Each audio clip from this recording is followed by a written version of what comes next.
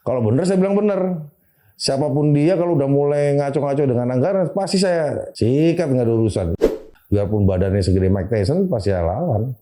Apa sih masalahnya Jakarta? Macet dan banjir. Janji gubernur siapapun, gubernur macet dan banjir, beresin aja dulu. Nah kalau saya sebagai gubernur, misalkan, ini saya akan tindak tegas. Menjadi ketua DPR yang 2 periode ini, saya melihatnya nggak fokus ini anggaran. Yang penting tujuan saya, bagaimana uang rakyat sampai ke tangan rakyat dan dinikmati oleh rakyat.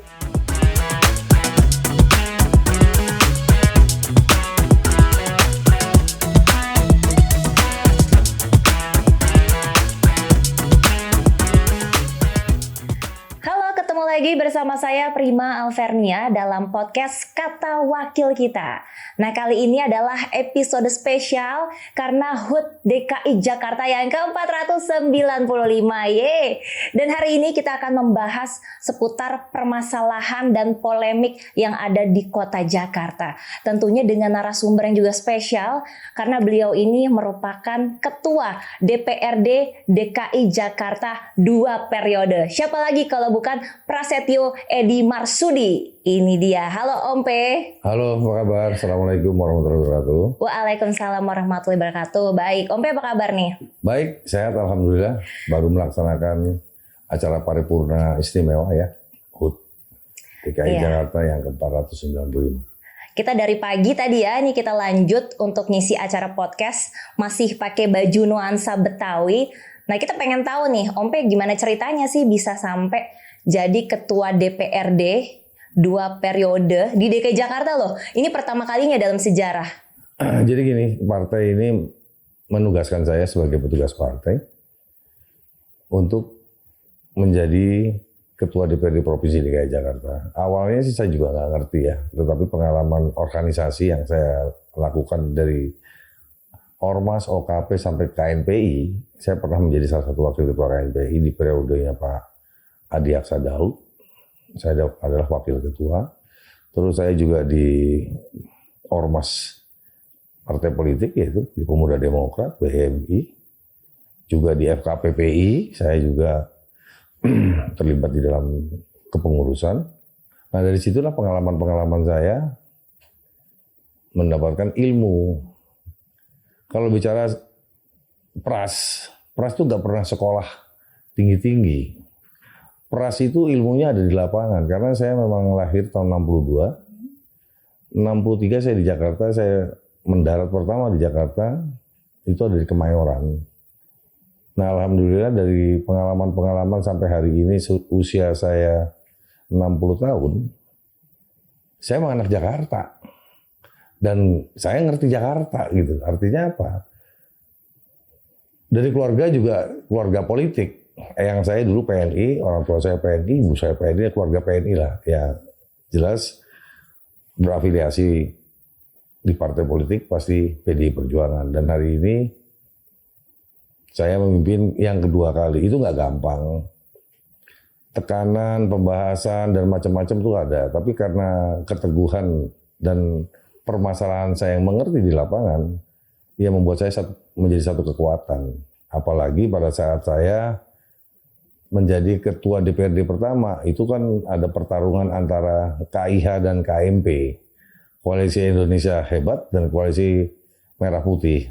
Dan wakil saya 4-4-nya itu KMP. Tapi karena saya komunikasi politik baik dan saya orang lapangan, akhirnya di era pemerintahan Pak Jokowi dan Pak Ahok, ya berjalan baik gitu loh.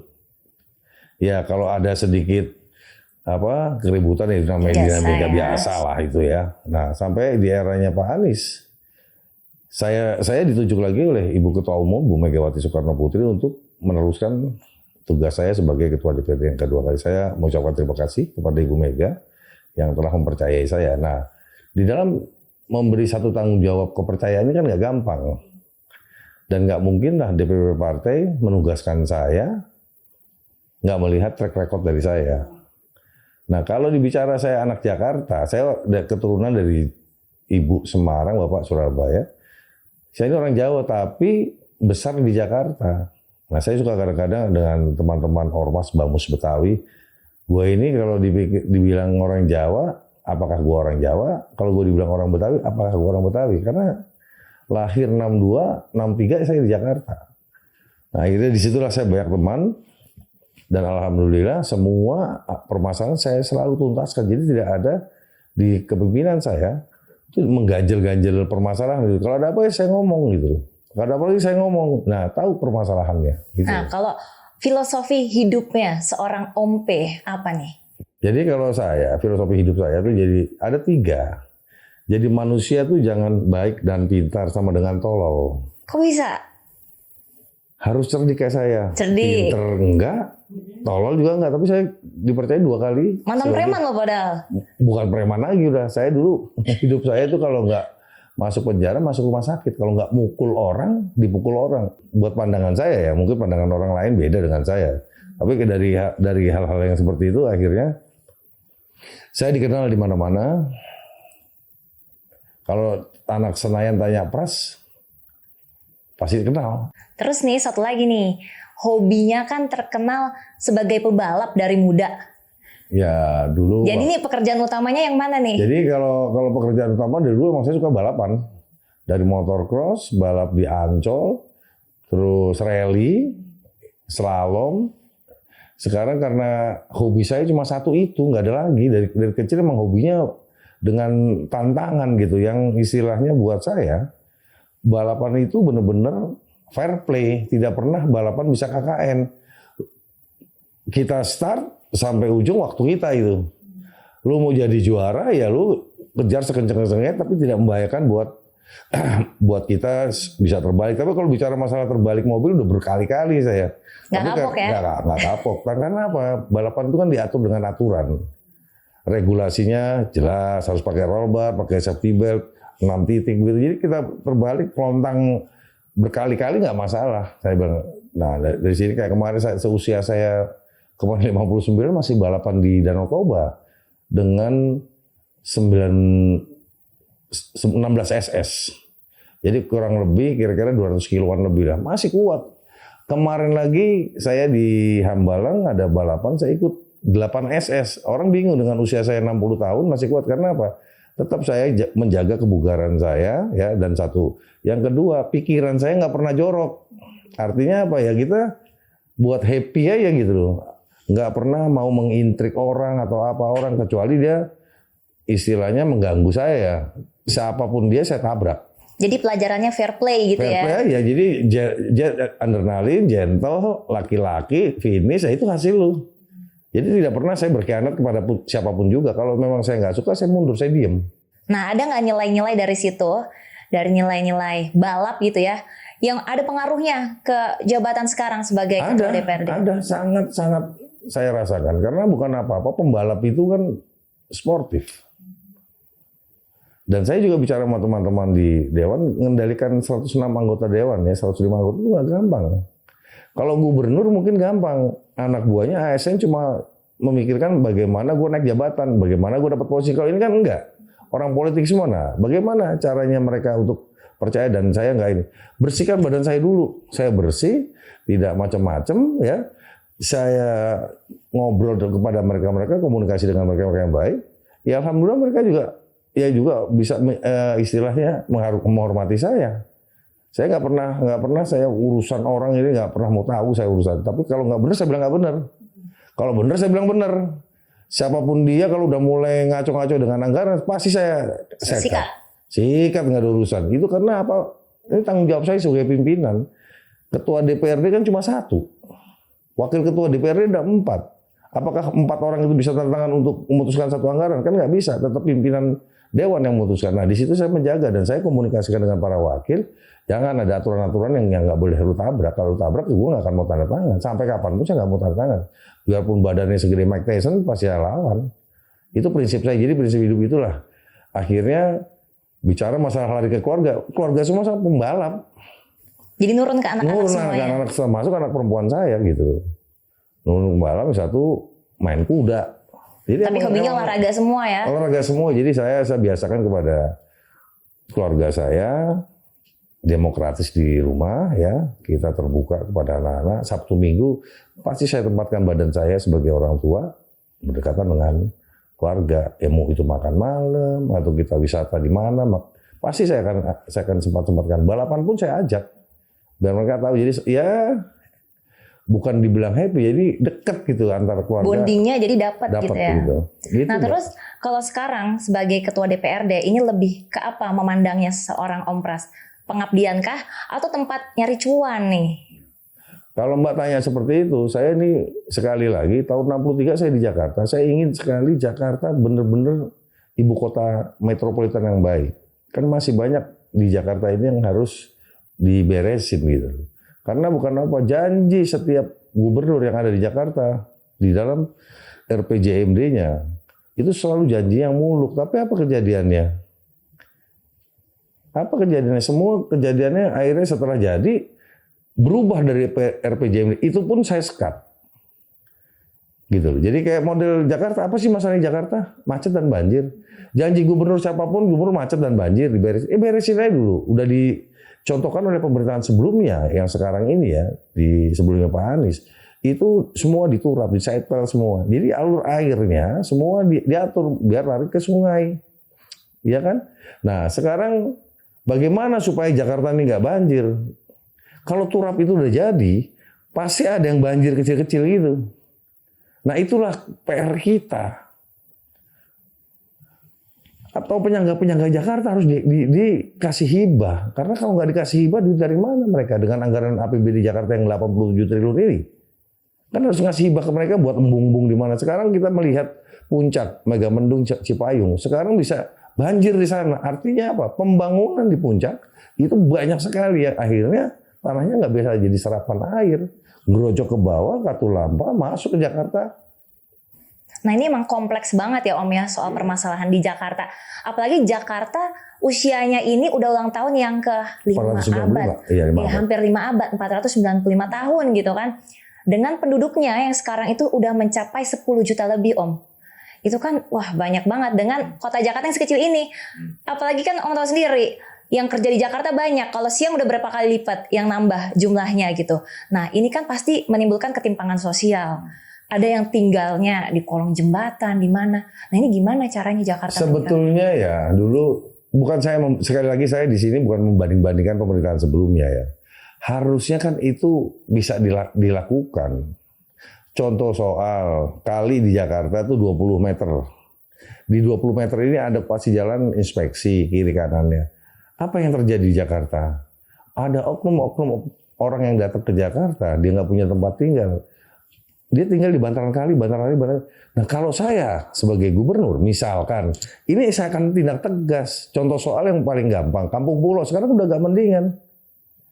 Dulu kan di situ tempat kumuh, tempat muara air dari mana aja datang, dari Bogor datang, ngebuang ke Jakarta. Sekarang kan diturap semua bagus itu. SMA 8 ini dulu banjir. Sekarang dia sudah diturap, disetel itu, terlewatin. Kebon Baru belum, karena saya tahu lapangan, saya pernah ke sana. Kebon Baru jebol air. Tapi kalau itu dibuat turap, diatur yang baik ya, ada namanya normalisasi, ada namanya naturalisasi. Kalau naturalisasi itu Pesanggerahan, terus di mana di belakang Kopassus itu naturalisasi karena apa? Tidak pernah disentuh oleh oknum masyarakat mereklamasi kali itu, tetap kali itu besarnya sama. Jadi dia datang dari Bogor menuju ke bawah kan. Nah pas sampai Jakarta ciut. Mungkin nggak sampai 10 meter, 5 meter. Apa yang terjadi? Yang berdampak apa? Masyarakat yang dirugikan lagi, banjir. Masyarakat yang betul, kesian dikalahkan oleh masyarakat yang pendatang, oknum lah.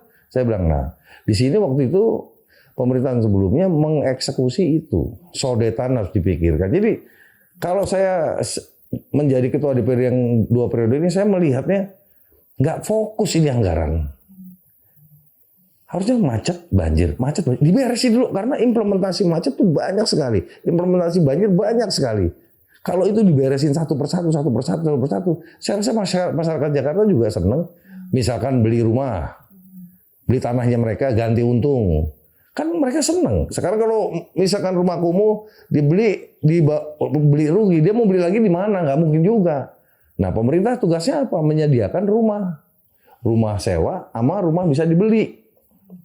Pada saat itu sudah program itu udah berjalan, bukan DP 0 rupiah loh. aturan perundang-undangan keuangan juga nggak masuk gitu EDP dan rupiah dari mana gitu loh. Tapi kalau kita punya aset kayak Pasar Jaya, ini asetnya banyak loh. Ada 5.000, ada 8.000, ada 6.000. Dibangun aja tower dulu buat sewa. Nah habis sewa itu melihat kan warga di sekitarnya, aduh gua enakan tinggal di situ kali ya. Atau misalkan dibangunkan, ditukar ganti untung dari situ. Misalkan harga dia punya tanah 100 meter, per meternya misalkan 5 juta. Di situ gue bisa dapat 2 atau 3. Secara psikologi anak keluarga itu, punya anak-anak kecil kan bisa berubah. Kalau mindsetnya nggak dirubah, anak-anak itu apa? Apakah anak Jakarta atau orang yang kena banjir, kebanjiran, aduh minta bantuan, dikasih lah Indomie, dikasih beras.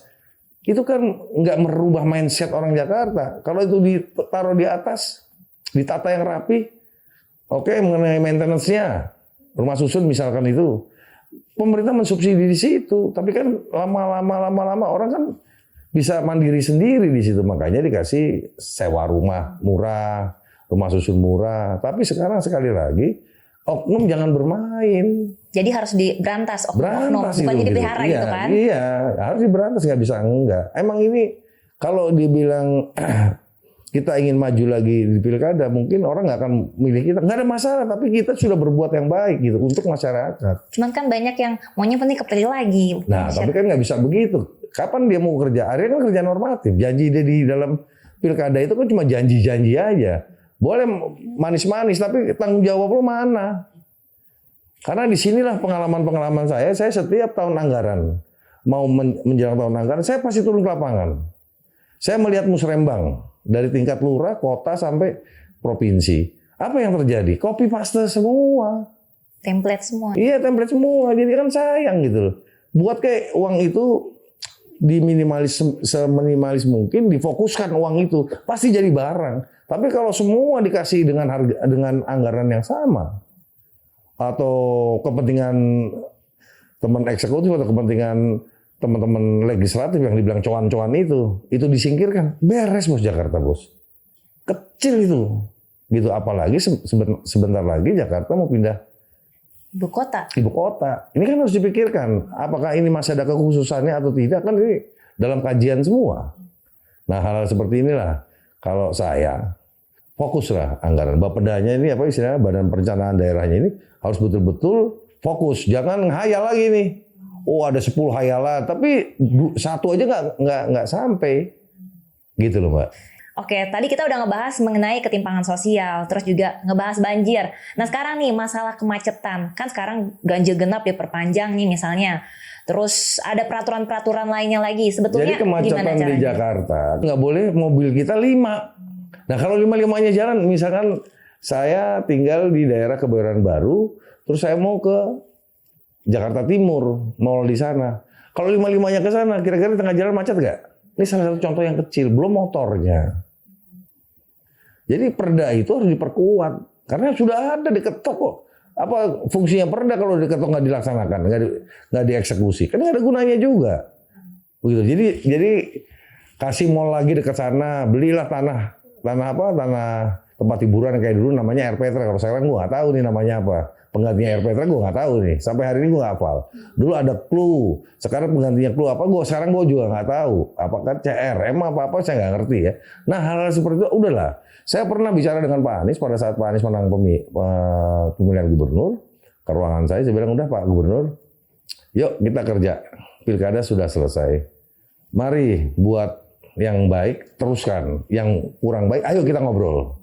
Itu artinya apa? Saya menyarankan kepada Pak Gubernur pada saat itu dan Pak Sandi segala untuk fokus kerja. 2018 adalah APBD murninya Saudara Anies Baswedan. Itu kita defisit anggaran sampai 18 triliun. Saya kaget tuh. Yang pada saat itu yang memimpin Banggar itu adalah Tri Wicaksana dari PKS waktu itu ya. Terus saya masuk ke dalam, kok bisa begini? Kenapa? Di luar perencanaan kerja dimasukkan tuh semua anggaran-anggaran yang nggak masuk dalam RPJMD dan RKPD. Saya bilang coba serut semua, dihilangin semua, malah kita surplus 1 triliun. Saya masukkan anggaran itu ke biaya tidak terduga. Nah, hal-hal seperti itu kalau kita nggak konkret dan kita nggak menguasai, apa yang terjadi? Gitu. Nah, hal-hal seperti itulah saya makanya bukan apa, mungkin ada orang yang suka sama saya, ada orang yang nggak suka sama saya. Itu masa bodoh teuing. Yang penting tujuan saya bagaimana uang rakyat sampai ke tangan rakyat dan dinikmati oleh rakyat. Karena kita cuma sebagai pengepul, saya itu ngetokin palu pengesahan. Itu tugas saya. Implementasi di lapangannya beda. Itu loh Mbak. Jadi ya kalau dia ngomongin Jakarta, saya ujung-ujungnya saya tahu gitu. Tadi kalau dari kemacetan, imbasnya kan juga ini ke polusi. Iya. Kemarin ini sempat viral nih Om, jadi Jakarta sempat jadi kota yang udaranya terburuk gitu di Indonesia. Terus adalah polling-polling yang peringkat 12 di mana. Intinya se-ASEAN lah gitu. Ya pastilah, sekarang kita mau jalan dengan situasi 2 tahun kita kena pandemi COVID ya. Orang semua di rumah, nggak keluar. Tiba-tiba dari pandemi jadi endemi. Orang keluar semua, satu. Kedua, jalanan yang sudah besar, volume jalan sudah besar, diperciut. Macetnya di mana-mana. Dampak dari macet itu apa? Asap mobil, apa, airnya kemana-mana. Pasti, saya nggak heran, makanya saya nggak menyikapi itu gitu loh. Jadi kalau jalanan yang sudah besar, itu jangan dikecilin. Contoh soal Cikini, sekarang Senopati. Udah tahu tuh kalau orang pulang semuanya kan macet. Dikecilin jalannya, harusnya beli ke belakang, bukan maju ke depan. Buat apa kita punya anggaran besar? Kemang. Hal seperti itu kan juga harus disikapi. Apa yang terjadi? Pedestrian perlu kita. Gitu. Tapi bukan berarti semua jalan yang sudah besar malah kekurangan besarnya diperciut macet. Macet dampaknya apa? Itu yang Mbak tadi tanyakan. Mbak kasih tahu tadi polusi. Kayak gitu, Mbak. Nah, kalau tadi kan kita sudah memberikan masukan banyak nih Om mengenai kota Jakarta gitu. Tapi sebetulnya kewajiban dari DPRD sendiri dalam membangun Jakarta itu hal konkretnya apa saja? Hal konkretnya Jakarta harus fokus. Anggaran sekali lagi fokus. Nggak kembali. Kalau anggaran itu nggak fokus juga, ya Jakarta begini aja. Kalau normatif terus penyerapan anggarannya dari musrembang bawa dari tingkat lurah kota sampai ke provinsi itu nggak berubah gayanya, ya Jakarta begini. Saya nyatakan kita harus tegas. Apa sih target Pemda sekarang untuk masalah Jakarta? Oh macet, fokus dulu.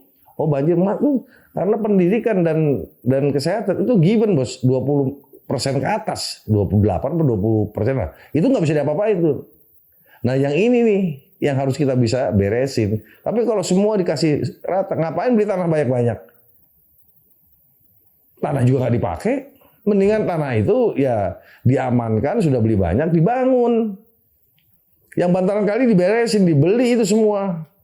Memang ada yang suka, ada yang suka dan tidak suka ya. Tetapi itu harus dieksekusi, nggak bisa enggak. Terus nih Om, memang bener ya kayak Jakarta itu kecil, tapi menarik gitu. Walaupun dengan segala macam permasalahannya yang kita sebutin tadi, kayaknya banyak banget, 500 tahun nggak kelar-kelar gitu kan. Tapi tetap aja yang datang tuh setiap tahun makin banyak mencari peluang-peluang di Jakarta. Terlebih sekarang tapi ada rencana baru untuk perpindahan ibu kota. Nah, pandangan Om, ya siapapun orang ya dengan APBD yang besar 87 hampir 87 triliun ya. Pasti daerah-daerah ingin mencari rezeki di Jakarta. Kenapa Pak Harto ada transmigrasi? Ya biar pada mencar gitu kan. Banyak orang. Penduduk apa sih yang paling banyak? Jawa. Di mana-mana ada itu. Dipindahkan oleh dia ke Kalimantan, ke Lampung, ke Sulawesi. Dia sekarang punya dia rezeki hebat-hebat. Harus begitu, harus berani sebagai pemerintah. Jangan anak-anak beranak didiemin aja kayak mohon maaf ya di daerah Johar, di daerah Tambora. Itu tidur bisa ada shift-nya. Kan kita sebagai pemerintah daerah fokus tuh. Daerah itu harus diberesin tuh. Jam pagi jam 8 sampai jam 12 siang si A. Begitu sampai malam tidur. Nah, akhirnya apa yang terdampak? Saya pernah menginvestigasi kenapa sih dulu kan HIV di Jakarta besar. Itu ada orang yang nggak bisa tidur, dia keluyuran anak-anaknya. Korban-korban apa? Pedofil ya? Pedofil, kayak gitu-gitu. Dia main di jalanan. Akhirnya apa? Berdampak. Saya bicara dengan dinas kesehatan, dengan pemerintah daerah. Alhamdulillah mulai disingkir-singkir, aparat mensweeping terus. Nah itu kan karena kepadatan kita yang harus sebagai bagian dari fokus permasalahan yang berdampak di Jakarta. Kalau orang daerah pengen ke Jakarta, metropolitan, ibu kota, apa sih yang nggak ada di Jakarta? Dari sejadah sampai harap jadah ada di sini. Nah seperti ini yang harus diberesin. Fokus gitu, bukan ditakut-takutin. Diajak ngomong mereka pengusaha. Jadi banyak investor juga yang masuk gitu ya Om? Pemerintahan siapa ya dulu? Dulu ada lokalisasi ini. Untuk menjaga apa? Karena di Jakarta semua orang ke Jakarta. Yang sekarang jadi Islamic Center, Pejompongan sekarang jadi rumah susun. Itu kan tempat lokalisasi dulu. Sampai pemerintah memikirkan itu. Nah masa yang baik nggak kita contoh sih Mbak?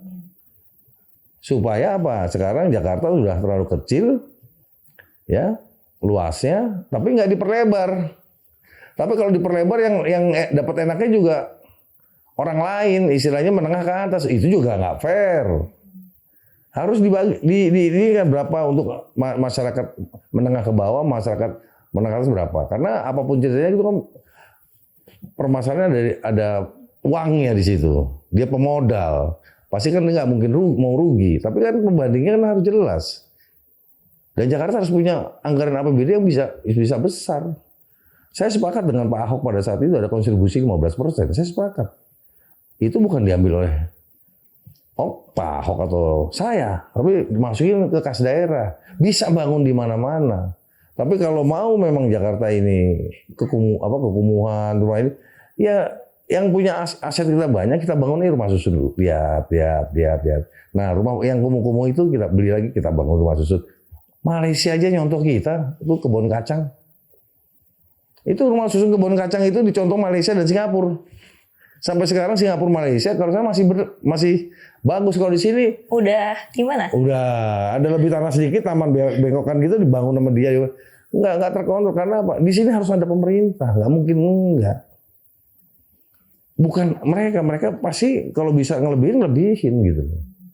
Gitu loh Mbak, ya. Terus nih Om, kalau misalnya Jakarta udah nggak jadi ibu kota lagi nih, udah pindah nih ibu kotanya, harapan Om sama? Ya tapi karena daerah Jakarta ini luas tanahnya, luas besarannya Jakarta, antara Jakarta Selatan dan Jakarta Timur, itu kan nggak jauh.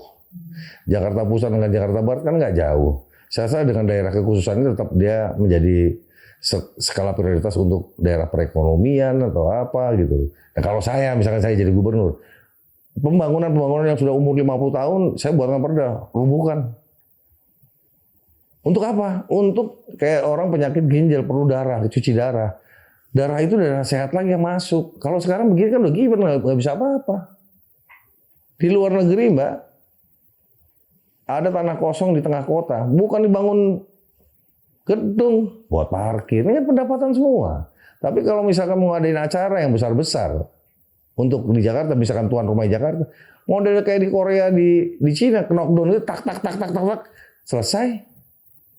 Kita punya venue olahraga bagus-bagus loh. Tapi yang rawat siapa? Yang rawat siapa? Nah, kan bingung kan?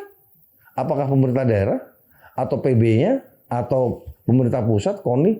Kan duitnya dari mana? Kan uang lagi. Tapi kalau ke knockdown selesai. Next ke depan mau buat apa lagi? Kita bisa. Wah, untuk kecuali cagar budaya lo ya. Kayak gitu Mbak Prima. Nih kita udah mau hampir selesai nih Om. Tapi sebelumnya mau tanya lagi nih. Om P berarti udah 8 tahun ya? Udah jalan 8? Udah masuk 9? 2 tahun, 5, ini 9. Udah 9. Berarti tinggal setahun lagi. Nah, di sisa setahun ini, apalagi yang mau dituntaskan? Saya tetap fokus. Sekali lagi saya dari awal saya komit dengan fokus anggaran. Permasalahan Jakarta minimal ada satu perubahan di dalam masalah banjir dan macet. Kita fokus, kita punya anggaran. Ya, kalau itu nggak fokus lagi, dan saya akan keras di dalam pembahasan anggaran. Kalau nggak fokus, saya nggak mau bahas. Dan eksekutif punya uang, lu ngumpulin uang masyarakat, masa masyarakat tuh nggak bisa nikmatin? Dari pajak itu kan besar sekali, Mbak. Itu aja. Oke, itu kan tadi buat setahun ke depan. Nah, kalau udah selesai menjabat, karena kayaknya sekarang udah 59, tahun depan udah 60, berarti udah nggak mungkin dong Om kalau maju 3 periode ya? Enggak lah. Saya tinggal tergantung partai. Karena saya petugas partai, saya bukan pengurus partai lagi. Yang menilai saya, pendekatan saya dengan partai adalah kinerja. Kalau partai masih menugaskan saya siap, nggak menugaskan juga saya siap. Dan saya tidak akan mungkin berkhianat kepada PDI Perjuangan. Itu aja. Nah, rencananya Om P apa nih nanti setelah tahun depan udah selesai menjabat? Nggak tahu. Saya kan ada basic usaha juga ya. Saya sebagai pengusaha, awalnya kan saya memang pengusaha gitu. Kecil-kecilan lah, nggak besar-besaran. Bisa saya kembalikan usaha lagi gitu. Ya. Jadi masih melanjutkan usaha, hobi-hobinya juga ya Om ya? Menikmati hidup ya Om ya? Iya, itu manjangin hidup loh. Kalau hobi itu manjangin hidup gitu. Bener. Habis kalau saya ngeliatin orang lagi beleketek gitu ya nggak, otaknya nggak ini, akhirnya saya cepat tua, raut muka pasti berubah, pasti sakit-sakitan. Tapi alhamdulillah di umur usia saya 60 tahun ini nggak ada. Ya, masih gaul. Ya bergaul. Ya saya ke bawah dengan anak muda saya nyambung, dengan seumuran saya nyambung, yang lebih tua saya nyambung. Karena apa? Satu, hidup ini jangan dibebani dengan pikiran-pikiran yang kotor itu aja. Ya. Oke Om, ini wejangan juga nih buat anak-anak muda. Om P sendiri udah puas belum sih dengan apa yang udah dilakuin saat ini untuk Jakarta? Atau masih ada lagi nih sebenarnya harapan yang belum tercapai untuk Jakarta? Ya masih banyak lah. Sampai hari ini saya masih banyak kekurangan. Ya. Saya berkomunikasi dengan eksekutif juga kadang-kadang dengan aturan-aturan dia, akhirnya dia nggak mau mendengar kita. Kalau saya udah nggak didengar oleh teman eksekutif, saya suka. Saya diemin aja deh. Kan yang menilai kan masyarakat nanti. Tapi tujuan saya, bagaimana Jakarta yang metropolitan ini menjadi baik. Jadi percontohan di ASEAN, mungkin di Asia atau di dunia. Gitu loh. Thank you banget nih Om P untuk bincang-bincang sore kita kali ini. Tadi kita udah ngupas tuntas ya. Episode kali ini saya rasa udah lengkap banget. Nih kita minum dulu sedikit sebelum kita closing ya Om ya. Oke, makasih. Aduh.